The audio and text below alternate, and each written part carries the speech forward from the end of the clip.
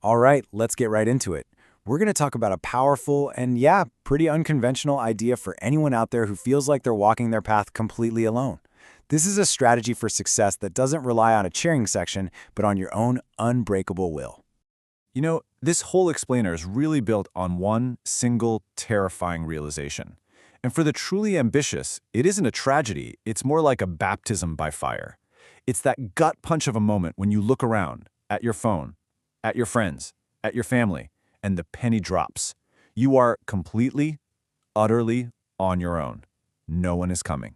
Not to invest in your vision, not to push you when you're tired, and definitely not to catch you if you fall.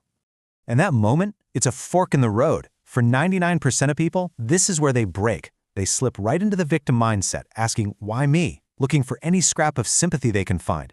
But for that 1%, the outlier, the reaction is totally different. They hear no one is coming, and they just say, good. They don't break down, they wake up. They stop looking for a savior and start looking for leverage. They become an architect. Okay, so first things first, we have to dismantle the single greatest lie society sells us. This idea that you need a team to win, right? We're all conditioned to believe that success is some big group project. Well, we're about to challenge that head on. Machiavelli figured this out centuries ago. Relying on other people is like handing them the keys to your destiny. Your success, your failure, it all becomes subject to their moods, their own self-interests, their whims. Real power, true power, lies in what you and only you can control. And this is what we call the support trap. You think you're building a safety net, but what you're really weaving is a spider web. See, when you seek support, what you're really seeking is debt. When someone invests in you, they own a piece of you. When they offer you comfort, they now hold the power to take it away and cripple you. It's a trap of obligations. Now this is where it gets really interesting, because this realization, it starts to build into this powerful new mental state, embracing the 0 point. This is the moment where isolation stops being a weakness and becomes your greatest strategic advantage.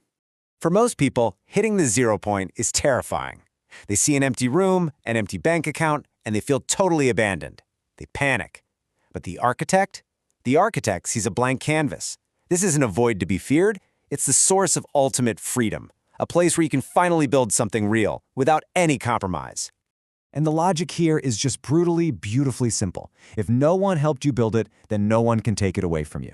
If nobody helped you climb up, nobody has the leverage to tear you down. You get to keep 100% of the throne because you built the whole damn thing yourself. So this means you gotta shift your whole objective. You have to stop seeking love and validation through support. That kind of neediness, it just repels power. Instead, you start to command respect through pure, undeniable competence. You make them fear how good you are, not love your personality. Now this kind of shift requires a total engine change. You have to stop running on that heavy, sledgy fuel of sadness and self-pity. The stuff that just sinks you and paralyzes you.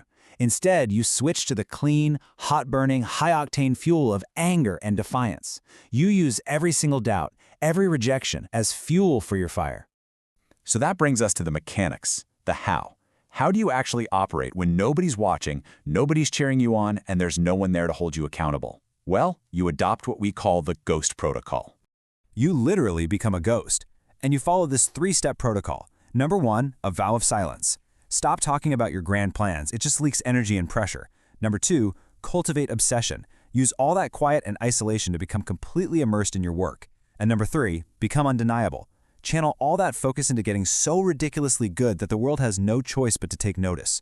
And this quote from Steve Martin just nails the end goal, doesn't it? Notice he didn't say, be so liked they want to help you. No. When you are undeniably excellent at what you do, support becomes irrelevant. And ironically, that's the exact moment everyone suddenly wants to support you. Look, to survive this path, you have to stop waiting for a hero. You must become your own architect. It means you have to grieve the fact that you won't have a cheering section, and then you become that cheering section for yourself. You parent yourself, you push yourself, you command yourself.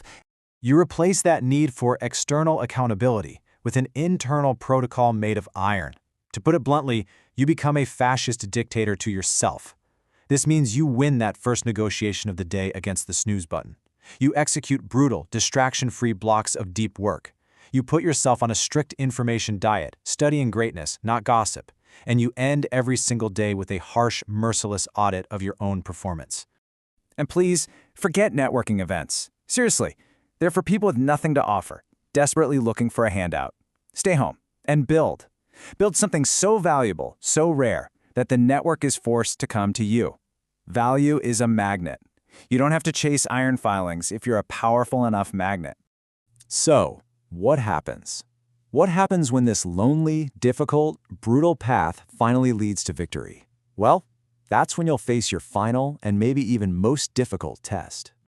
Oh, yeah, they will return. The friends who were always too busy. The family who doubted you, who rolled their eyes at your little project. They will come crawling out of the woodwork, and they will try to insert themselves into a story they had absolutely no part in writing. They will try to stand next to the trophy they never helped you lift. By maintaining a polite, firm distance from these people, you trade that hollow feeling of loneliness for the profound power of sovereignty. And this is the ultimate peace. It is the deep, unshakable confidence that comes from knowing deep in your bones, that if it all burned to the ground tomorrow, you could build it all again. Because the business, the money, that was never the real asset. The asset was and always will be you. So I'll just leave you with this final thought.